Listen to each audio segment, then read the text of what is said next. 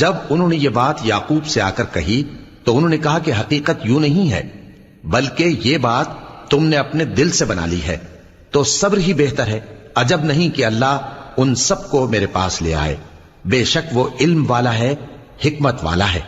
اور ان کے پاس سے چلے گئے اور کہنے لگے کہ ہائے افسوس یوسف پر، ہائے افسوس، اور رنج و الم میں ان کی آنکھیں سفید ہو گئیں اور ان کا دل غم سے بھر رہا تھا۔ بیٹے کہنے لگے کہ واللہ آپ تو یوسف کو اسی طرح یاد ہی کرتے رہیں گے یہاں تک کہ آپ گھل جائیں گے یا جان ہی دے دیں گے۔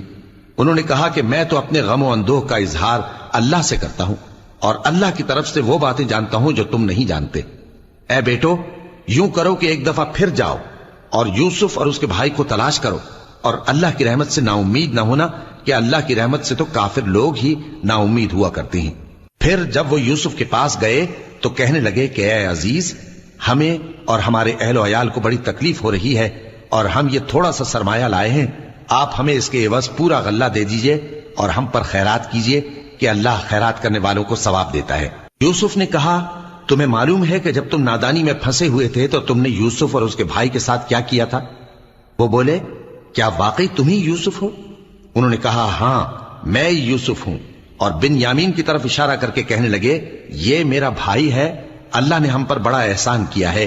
جو شخص اللہ سے ڈرتا اور صبر کرتا ہے تو اللہ نیکوکاروں کا اجر ضائع نہیں کرتا۔ وہ بولے اللہ کی قسم، اللہ نے تم کو ہم پر فضیلت بخشی ہے اور بے شک ہم خطا کار تھے۔ یوسف نے کہا کہ آج کے دن تم پر کوئی ملامت نہیں، اللہ تم کو معاف کرے اور وہ سب سے بڑھ کر رحم کرنے والا ہے۔ یہ میرا کرتا لے جاؤ، پھر اسے والد صاحب کے منہ پر ڈال دینا تو وہ بینا ہو جائیں گے، اور اپنے تمام اہل و عیال کو میرے پاس لے آؤ۔ اور جب قافلہ مصر سے روانہ ہوا تو ان کے والد کہنے لگے کہ اگر مجھ کو یہ نہ کہو کہ بوڑھا بہک گیا ہے تو مجھے تو یوسف کی بو آ رہی ہے۔ وہ بولے کہ واللہ آپ اسی قدیم غلطی میں مبتلا ہیں۔ مگر جب خوشخبری دینے والا آپ پہنچا تو اس نے کرتا ان کے منہ پر ڈال دیا، سو وہ بینا ہو گئے اور بیٹوں سے کہنے لگے کیا میں نے تم سے نہیں کہا تھا کہ میں اللہ کی طرف سے وہ باتیں جانتا ہوں جو تم نہیں جانتے؟ بیٹوں نے کہا کہ ابا ہمارے لیے ہمارے گناہ کی مغفرت مانگیے، بے شک ہم خطا کار تھے۔ فرمایا میں اپنے پروردگار سے تمہارے لیے بخشش مانگوں گا، بے شک وہ بخشنے والا ہے، مہربان ہے۔